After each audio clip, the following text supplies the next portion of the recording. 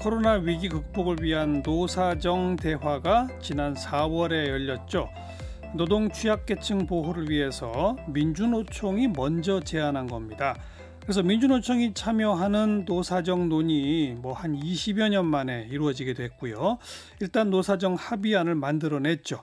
그런데 민주노총 내부의 반발이 지금 심각한 상태입니다. 내일 민주노총은 온라인 대의원 대회를 열고 이 노사정 합의안 추인 여부를 결정하게 되고요. 만약 여기서 추인이 안 되면 위원장직을 내놓겠다. 위원장직까지 걸고 지금 대의원 대회를 추진하고 있는 민주노총의 김명환 위원장 오늘 스튜디오에 직접 나오셨습니다. 어서 오세요.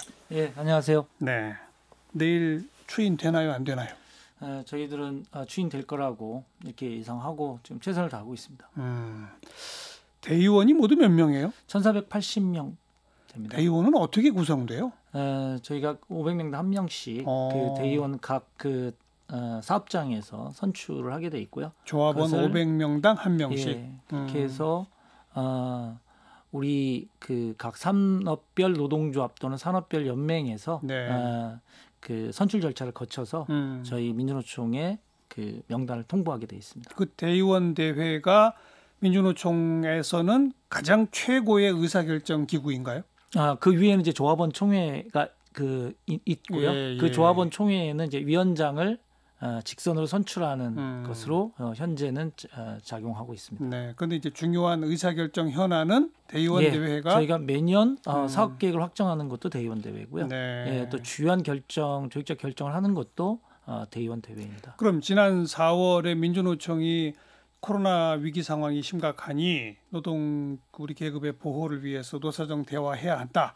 제의하셨잖아요. 예. 저희가 먼저 제안했습니다. 그런 것도 대의원 대회를 거쳐서 제의한 거예요? 대의원 대회에서 사업 계획의 일부로 있었고요. 그 사업 계획의 일부를 진행하는 과정에서 저희가 그 대의원 대회 중앙위원회 그 밑에 있는 중앙집행위원회에서 이견 없이 그 사업을 추진하기로 그렇게 결정을 해서 진행을 하고 또 중앙위원회에서도 보고도 하고 그랬습니다. 어려워요. 대의원 대회가 있고 그 위에 중앙위원회가 그 있고 밑에 중앙위원회가 있고요. 중앙위원회는 어떻게 또 구성돼요? 중앙위원회는 저희가 그 3,000명당 한 명씩의 중앙위원을 또 앞서 말씀드렸던 그러한 방식으로 각 산별 연맹에서 그 선출을 해서 저희들한테 그 밑에 통보하게 되어 있습니다. 중앙집행위원회라고 있습니다. 그건 또 거기는 뭐예요? 지역본부장님들 하고요. 그다음에 산별 연맹의 대표자들하고 임원, 그다음에 이제 위원장, 수석부위원장, 사무총장, 그리고 중앙에 이른바 이제 업무를 각 영역에서 총괄하는 실장이나 연구원, 법률원, 그다음에는 교육원 이런 것을 총괄하는 분들과 함께 구성되어 있습니다. 여기는 그럼 모두 몇 명쯤 되는 거예요? 여기가 한 52명 가량 되고 있습니다. 그러면 지난 1일 날인가요? 노사정 합의안 추인식을 하려고 했는데 그때 김명환 위원장이 그 추임식 참여하러 나가려고 했는데 막혔다면서요? 그러니까 막힌 게 그럼 바로 그 중앙집행위원회인 거예요, 뭐예요? 그 29, 30 그 전에 회의가 있었고요. 그 회의에서 논의 과정에서 최종 결정을 못해서 30날 원래 잡혀져 있었던 대표자 회의가 무산됐었습니다. 그리고 저희들은 그 30날 오후에 그 다음 날에 그게 잡혀 있다라고 또 확인이 됐고요. 그래서 그 과정에서 당연히 저는 중앙집행위원회에서 논의를 해왔기 때문에 최종 중앙집행위원들을 좀 설득하고 또 동의를 좀 얻기 위해서 개최를 한 거고요. 근데 그 자리에서 이제 합의안 폐기를 주장하시는 분들이 그 제가 이제 출근하는 것부터 또는 이제 그 회의장에 입장해서 진행을 시작하려고 하는 것부터 마지막에는 회의가 안 돼서 이제 제가 이렇게 진행할 수는 없다. 회의 자체도 안 되고 중앙집행위원회가 전반적으로 어쨌든 동의를 구하지 못했다면 임시대의원 대회를 통해서 최종 그 민주노총의 의사기구의 가장 높은 기구에서 이것은 대단히 중요한 거기 때문에 거기서 결정하겠다. 이렇게 제가 이제 선언을 하고요. 또 그거에 대한 소집 권한이라든가 안건 상정에 대한 권한은 또 위원장이 있기 때문에 그 내용을 그대로 상정을 해서 지금까지 지금 진행을 해오고 있는 겁니다. 어찌 보면 민주노총의 지도부가 사업의 일환으로 결정해서 노사정 대화를 제안했고 노사정 대화 끝에 합의안까지 일단 동의를 하신 거잖아요. 예, 뭐 합의할 만하니까 저희는 뭐 합의안하고 그다음에 추인을 요청한 겁니다. 그런데 정작 민주노총 안에 뭐 중앙집행위원회라고 하는 거는 제가 보기에는 그 위원장과 실무집행 단위들의 모임인데, 그다음에 뭐 지역과 그다음에 각 산별 그렇죠. 연맹 대표자들의 예. 그 회의와 이제 논의도 하고 집행도 책임지는 그렇죠. 그런 단위입니다. 근데 거기서 동의를 못 얻었군요. 예, 다수의 그 중앙집행위원들이 반대를 해서 동의를 못 얻었습니다. 그래서 저는 이것은 중앙집행위원회를 좀 넘어서는 민주노총이 매우 중요한 사업이자 그 결정해야 될 매우 중요하다고 판단했고 또 그걸 중앙집행위원회가 또 정상적으로도 진행조차도 못했고 위원장의 사실상 이동조차 막힌 상황에서는 그러면 어쨌든 저희 대의원들에게 직접 묻겠다. 이렇게 선언을 하고 지금까지 추진해오고 있는 거죠. 그런데 먼저 김명한 위원장 측에서 이 정도면 합의안 우리가 추인해야 한다라고 주장하는 근거부터 설명해 주시고 반대하는 분들은 왜 그런지도 설명해 주시고. 첫 번째 쟁점은 해고금지를 넣지 못했다. 근데 저희는 해고금지라고 하는 것이 아니라 고용유지 조항을 곳곳에 저희들이 장치를 마련했다. 이렇게 얘기를 하는 겁니다. 왜냐하면 코로나19 시대에서는 고용유지 라는 것을 보다 구체적으로 국가의 재정이나 정책이나 이런 거로 배치해야 된다고 봤기 때문에요. 저희들은 이 고용유지 조항을 합의문 전반적으로 곳곳에 배치를 했기 때문에 그 해고 금지 요 네 글자를 넣지 못했다라고 하는 조금 추상적인 그것의 평가기 때문에 폐기해야 된다라고 하는 것에서는 좀 동의를 못 하고 있는 겁니다. 그게 첫 번째고 두 번째는요? 두 번째 고용유지와 관련해서 뭐니 해도 한국 사회에서는 가계부채가 높기 때문에요. 고용이 유지되냐 안 되냐가 되게 관건이라고 저희들 판단합니다.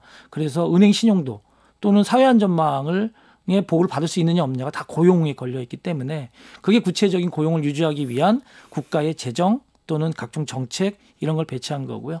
두 번째는 그렇다고 할지라도 지금의 코로나19 위기로 중소자영업자들이나 아니면 중소영세사업장들에서 이제 그 문을 닫게 돼서 이제 실업 상태에 있는 분들한테 많이 있죠 이미 상당히 많이 있고 그들을 제자리로 돌려놓기보다는 그분들이 실업 상태에 있을 때 지원을 더 확대하는 것. 그래서 다음 일을 얻을 수 있을 동안에 보호 장치를 마련하는 것. 그렇죠. 그것이 대단히 무척 중요하고 거기에 1차 대상은 특수고용 노동자들이다. 이렇게 판단해서 저희들이 특수고용 노동자들의 범위를 확대하는 것. 고용보험의 적용 범위를 그걸 계속 요구해왔고요. 그것을 이번에 정부가 입법화한 초안에 좀 담겨 있다고 봅니다. 그래서 100만 명부터 시작한다라고 하는 그 계획이 더 확장돼야 되고 전국민 고용보험으로 가자라고 하는 내용의 취지를 담았다 이렇게 판단했고요. 마지막으로는 뭐 우리 그 정은경 본부장님이 항상 강조하시는 아프면 쉬는 사회를 만들자. 그게 이제 상병수당입니다. 그렇죠. 이게 연간 1조 원이 넘는 예산이 들어가기 때문에 10년 동안 필요하다라고 하는 거에 대한 저희들의 주장만 했지 그것이 국가의 정책이나 아니면 경영계의 동의나 이런 것으로서 얻어서 구체화된 논의를 좀 못하고 있는 것에 첫 발을 디뎠다 이렇게 생각을 하고 있습니다. 그래서 이게 각각의 쟁점에 구체적이지 않다 또는 해고금지 없다라고 하는 거에 저는 그 구체적일 뿐만이 아니라 충분히 답변과 대책이 있다 이렇게 말씀드리는 거죠. 그런데 반대 측은 해고금지가 없다. 고용유지만 추상적으로 있을 뿐이다. 뭐 이런 거고 생계소득 보장에 대한 명확한 대책이 없다. 전국민 고용보험제에 대한 명확한 계획이 없다.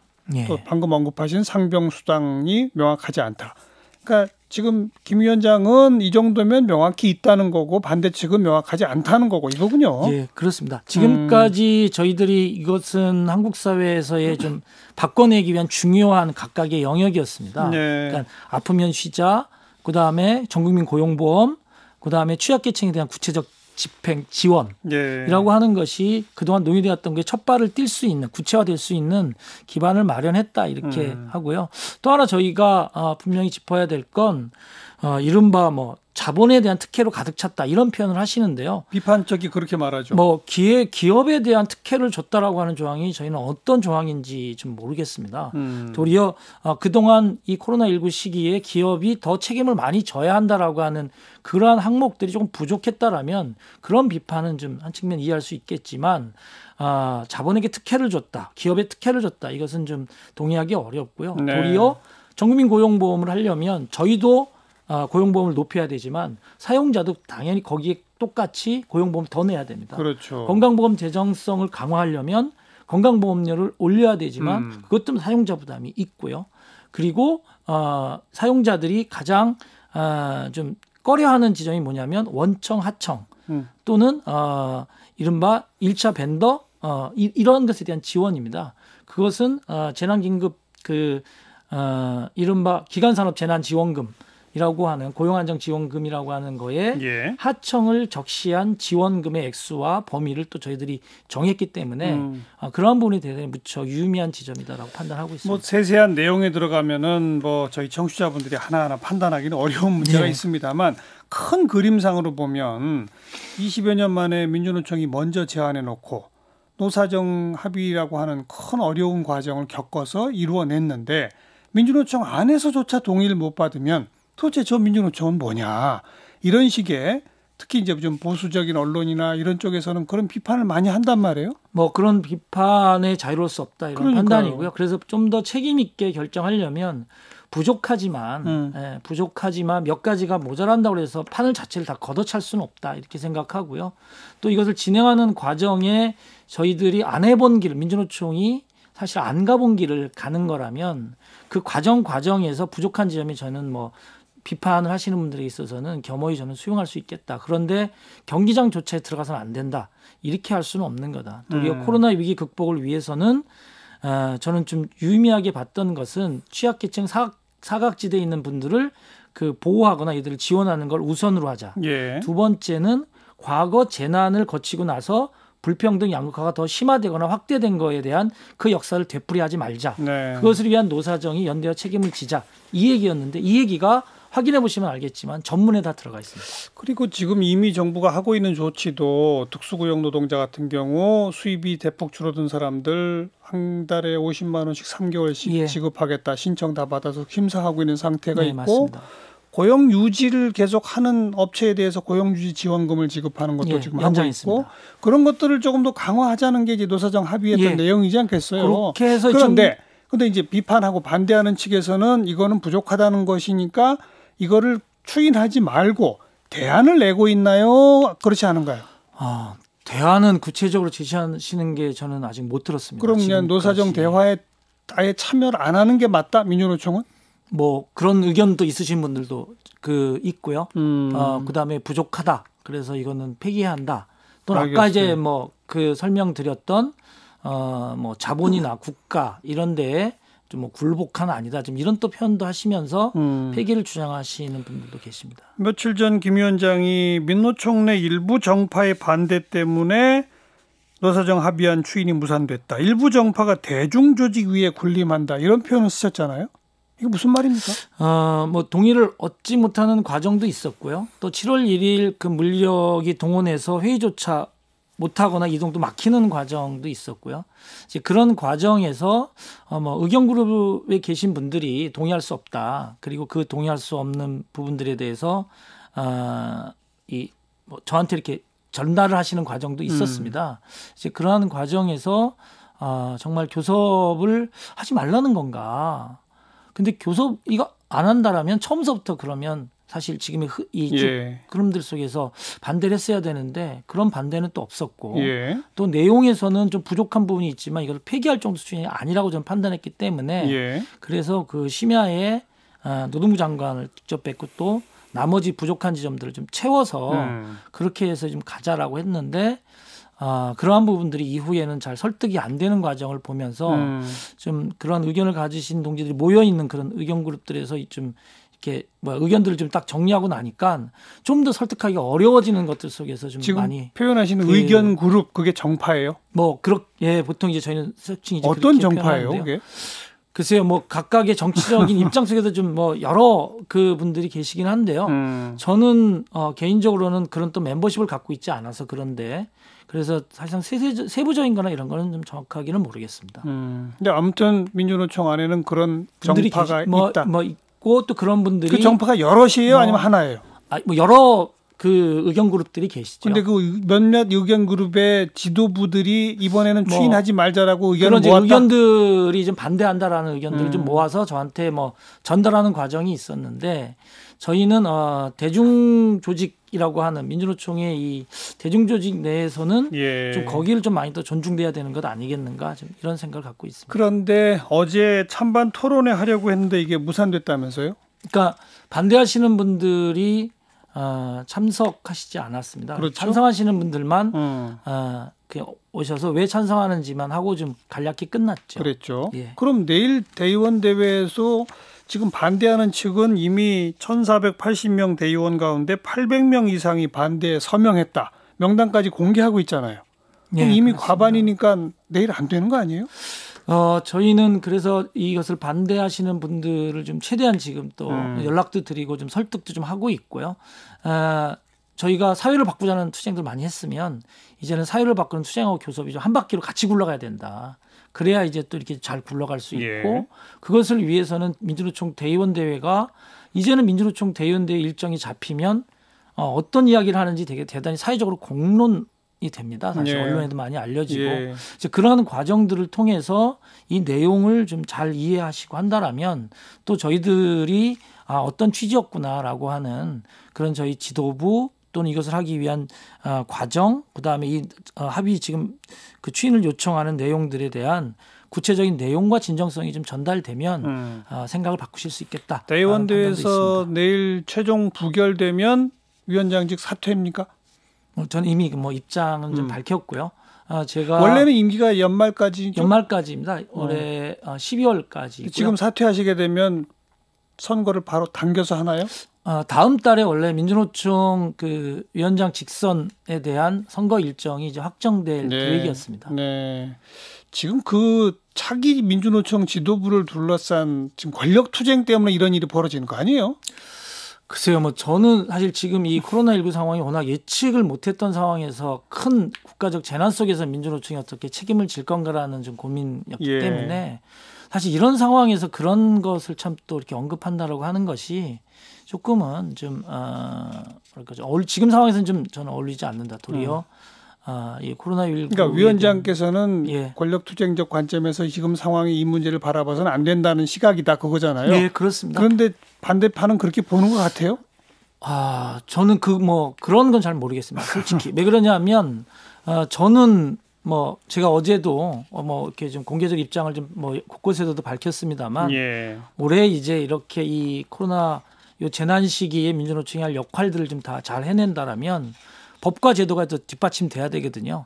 그 법과 제도는 저희가 얘기하는 이제 전태일 3법 같은 겁니다. 한 예를 들면 5인 미만 사업장 노동자들에게 근기법 적용하게 하는 것. 민주노총 사업장에는 그런 조합원이 거의 없습니다. 그렇죠. 그다음에 특수고용 노동자들에게 이제 노동상권 보장하는 것. 250만 중에서 저희 민주노총 조합원은 그렇게 많지 않습니다. 네. 그리고 이제 오늘 엊그제도 발생했었던 중대기업 기업 처벌법 이런 제도가 이제는 한국 사회에 뒷받침돼야 된다. 이제 그 일을 제가 또 하반기에 집중적으로 또 이번에 가결돼서 더 일을 할 수가 있다라면 거기에 집중하고 또 제가 또 열심히 몸담았던 또 제가 또 되게 많이 좋아하는 제가 철도 현장으로 조합원의 한 사람으로서 저는 돌아갈 그러한 계획을 갖고 있습니다. 네. 내일 온라인 대의원 대회죠? 네, 그렇습니다. 결과를 지켜볼게요. 수고하셨어요. 고맙습니다. 민주노총 김명환 위원장이었어요.